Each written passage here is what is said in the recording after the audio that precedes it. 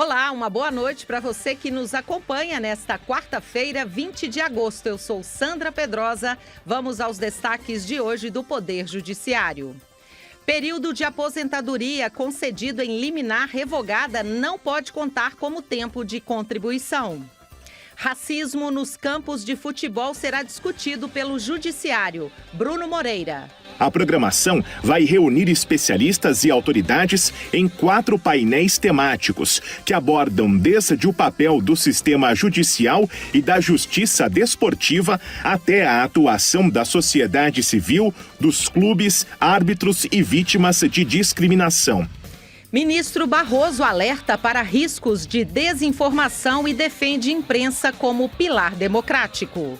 O que aconteceu no mundo pós-internet é que, do mesmo passo que você democratizou o acesso ao espaço público, você também abriu as avenidas para a circulação sem filtro da desinformação, dos discursos de ódio, do assassinato de reputações, das teorias conspiratórias. Reunião preparatória do CNJ debate as propostas das metas nacionais para 2026. São 6h17. Está no ar o Radar da Justiça. Rádio TJ Minas. Radar da Justiça.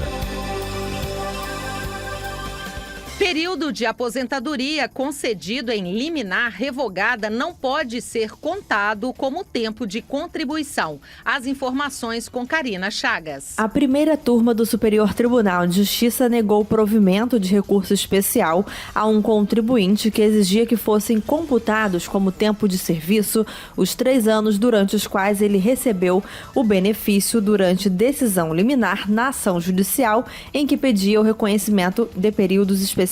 Para o colegiado, o tempo em que o segurado recebeu a aposentadoria por força de tutela provisória posteriormente revogada não pode ser somado ao seu tempo de contribuição para fins de obtenção definitiva do benefício previdenciário. O pedido principal acabou sendo julgado como improcedente em razão do autor da ação não ter completado o tempo de serviço requerido para a concessão da aposentadoria e a tutela provisória ter sido revogada. Tanto o juízo de primeiro grau quanto o Tribunal Regional Federal da 5ª Região negaram o pedido do segurado para que os 3 anos fossem computados. O relator do recurso no STJ, o ministro Gurgel de Faria, explicou que, em regra, a tutela de urgência antecipada é provisória e reversível, de acordo com os artigos 296 e 300 do parágrafo 3º do Código de Processo Civil. Segundo o ministro, a questão já foi debatida pelo STJ no julgamento da PEC 12.482. O ministro ponderou também que, uma vez que o cumprimento provisório ocorre por iniciativa e responsabilidade do autor da ação, cabe a este, em regra, suportar o ônus decorrente da reversão da decisão precária. Cassada a decisão que antecipa a tutela, o ministro afirmou que a parte beneficiária é obrigada a devolver os valores, uma vez que é da natureza do Instituto a reversibilidade dos efeitos da decisão conforme o Código do Processo Civil. Por fim, o ministro observou que a Lei 8.213 de 1991 estabelece como tempo de contribuição o período no qual houve contribuição obrigatória ou facultativa para o regime geral da Previdência Social. No caso, o relator verificou que o autor não tem direito à contagem do tempo porque não estava em serviço e não efetuou as contribuições como segurado facultativo. Da agência Rádio Web, Karina Chagas. Racismo nos campos de futebol será discutido pelo Judiciário. Bruno Moreira tem os detalhes. O Conselho Nacional de Justiça promove nesta sexta-feira em Salvador o seminário Racismo no Futebol, o combate à discriminação nos estádios. O evento será no Tribunal de Justiça da Bahia a partir das 8 da manhã. A programação vai reunir especialistas e autoridades em 4 painéis temáticos que abordam desde o papel do sistema judicial e da justiça desportiva até a atuação da sociedade civil, dos clubes, árbitros e vítimas de discriminação. A capital baiana foi escolhida por concentrar a maior população negra fora da África, segundo o IBGE. No município, mais de 80% da população se autodeclara preta ou parda. O objetivo é preparar integrantes da magistratura, do Ministério Público e da Defensoria, além de advogados, entidades esportivas e torcedores, para o enfrentamento ao racismo e à homofobia nos estádios. Mais informações no site do CNJ. Da agência Rádio Web, Bruno Moreira. No próximo bloco, ministro Barroso alerta para riscos da desinformação e defende a imprensa como pilar democrático. E ainda, reunião preparatória do CNJ debate as propostas de metas nacionais para 2026. São 6h21, nós voltamos em instantes. Aguarde. Radar da Justiça. Ministro Luiz Roberto Barroso alerta para riscos da desinformação e defende imprensa como pilar democrático. As informações com Sara Niederauer. Durante o seminário Liberdade de Imprensa e Poder Judiciário, realizado em Brasília, especialistas destacaram o papel essencial da imprensa na democracia e alertaram para os riscos da desinformação. Com a revolução digital, o acesso à informação se ampliou, mas também cresceram a circulação de notícias sem filtro e a formação de bolhas em que o debate e a troca de ideias ficam mais difíceis. A imprensa cumpre função essencial na construção de fatos comuns que sustentam a sociedade e na preservação da convivência civilizada. O jornalismo também tem papel histórico na cidadania, evidenciado em momentos marcantes do país. Para o ministro Luiz Roberto Barroso, existe uma linha tênue entre o exercício da democracia na internet e a prática de crimes digitais. O que aconteceu no mundo pós-internet é que, do mesmo passo que você democratizou o acesso ao espaço público, você também abriu as avenidas para a circulação sem filtro da desinformação, dos discursos de ódio, do assassinato de reputações, das teorias conspiratórias. E foi isso que aconteceu no mundo. E essa é uma das consequências negativas do mundo da internet e de uma das suas principais criações, que são as plataformas digitais. O Supremo Tribunal Federal deve equilibrar liberdade de expressão e combate ao discurso de ódio, protegendo grupos vulneráveis como judeus, pessoas homossexuais e transexuais. No seminário foi lançada a cartilha Liberdade de Imprensa, Onde Estamos e Para Onde Vamos, reunindo 20 decisões importantes sobre o tema. Outros magistrados reforçaram que a liberdade de expressão precisa ser exercida com responsabilidade, respeitando limites legais e éticos, e destacaram que a imprensa é fundamental para tornar as ações do poder público transparentes, permitindo à sociedade fiscalizar e participar do processo democrático de forma legítima. Da Agência Rádio Web, Sara Niederauer.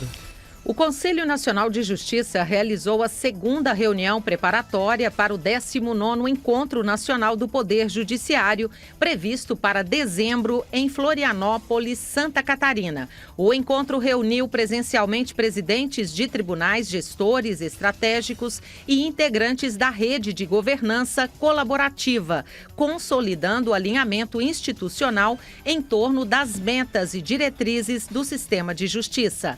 Durante a reunião, são debatidas as propostas de metas nacionais para 2026, que serão consolidadas no Encontro Nacional em dezembro.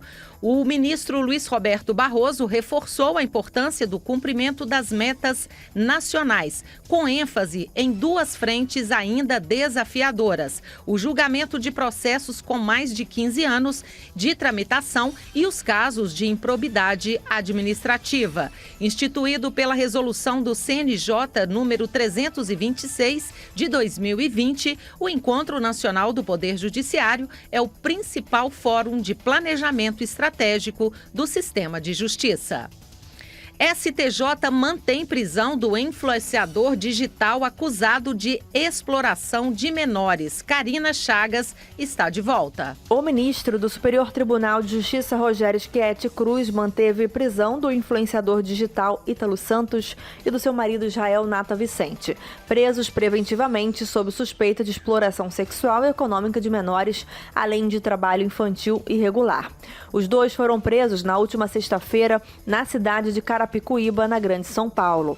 Para o ministro, não há razão para reverter a decisão liminar do Tribunal de Justiça da Paraíba, que manteve a prisão, tendo em vista que o decreto prisional indicou de maneira fundamentada a existência de crimes graves no caso, especialmente a produção e divulgação de material audiovisual sexualizado envolvendo adolescentes. Com o indeferimento liminar do habeas corpus, o processo não seguirá tramitando no STJ. Segundo a defesa de Ítalo Santos e do seu companheiro, a prisão decretada pela Justiça da Paraíba e mantida por decisão liminar de segundo grau deveria ser revogada, porque os depoimentos citados como base para a decisão cautelar não foram submetidos ao contraditório. Ainda de acordo com a defesa, a prisão foi ordenada em tempo recorde, como resultado de uma pressão popular após a divulgação de denúncias pelo youtuber Felipe Bresanin, conhecido como Felca. Os advogados também apontaram que não havia intenção de fuga e proibição para que os acusados se deslocassem da Paraíba para São Paulo, onde foram presos. A defesa pedia a substituição da prisão por medidas cautelares mais brandas, alegando que os acusados são primários e têm residência fixa. O ministro Rogério Schietti lembrou que, nos termos da súmula 691 do Supremo Tribunal Federal, o STJ só pode reverter decisão liminar em habeas corpus proferida em segunda instância, se comprovada a ilegalidade da ordem de prisão, o que não ocorreu no caso dos autos. Também, conforme descrito no processo, há registros de menores sendo expostos com roupas inadequadas, danças sugestivas e insinuando práticas sexuais, indicando a possibilidade de comercialização de material pornográfico em redes privadas e ocultas. Ele ressaltou que, de acordo com os autos, os acusados teriam explorado a imagem de adolescentes com finalidade lucrativa por meio da monetização de conteúdos nas plataformas digitais. Diante disso, o ministro avaliou também que residência fixa e trabalho lícito não são o suficiente para afastar a prisão preventiva, quando houver fundamentação concreta e suficiente para sua manutenção. Da agência Rádio Web, Karina Chagas. 6h29, a seguir, um giro pelos tribunais brasileiros. Aguarde. Radar da Justiça. Vamos saber agora o que é notícia nas cortes no Brasil. Tribunal de Justiça de Mato Grosso do Sul inaugura ponto de inclusão digital para ampliar acesso à justiça. Cid Marcos. A população de Santa Rita do Pardo passou a contar com um PID, ponto de inclusão digital do Tribunal de Justiça de Mato Grosso do Sul. O espaço foi criado para ampliar o acesso do cidadão à justiça e agilizar o atendimento, oferecendo estrutura física e tecnológica para a realização de atos processuais. O PID facilita o acesso à justiça, permitindo que cidadãos resolvam demandas sem precisar se deslocar até a comarca instalada mais próxima, fortalecendo a cidadania, a democracia e o próprio sistema judicial. Os PIDs são estruturas físicas e tecnológicas adequadas para a realização de atos processuais. Tribunal Goiano promove Semana da Pauta Verde com foco na agilidade processual. Mércia Lívia. O Tribunal de Justiça do Estado de Goiás realiza a Semana da Pauta Verde, iniciativa nacional fomentada pelo Fórum Ambiental do Poder Judiciário, FONAMB, ligado ao Conselho Nacional de Justiça. Durante a semana, serão impulsionados 6.167 processos judiciais de temática ambiental, incluindo 1.227 execuções fiscais, 4.480 ações diversas e 160 processos passíveis de conciliação. A mobilização atende às diretrizes estabelecidas pelo CNJ e reforça o compromisso do Judiciário goiano com a sustentabilidade e a responsabilidade socioambiental. Justiça de Sergipe já pagou mais de 300 milhões de reais em precatórios em 2025. Fabrício Veloso. O pagamento de precatórios é uma das prioridades na gestão 2025-2027 do Tribunal de Justiça de Sergipe e já demonstra avanços importantes. Segundo dados disponibilizados pelo tribunal, desde fevereiro deste ano, quando a atual gestão assumiu, já foram pagos cerca de 320 milhões de reais em precatórios, totalizando quase 4.500 beneficiados. Só em relação ao estado de Sergipe, o trabalho desenvolvido pelo Judiciário conseguiu concluir os precatórios do ano de 2010, iniciar e finalizar o ano de 2011 e pagar parcialmente o ano de 2012.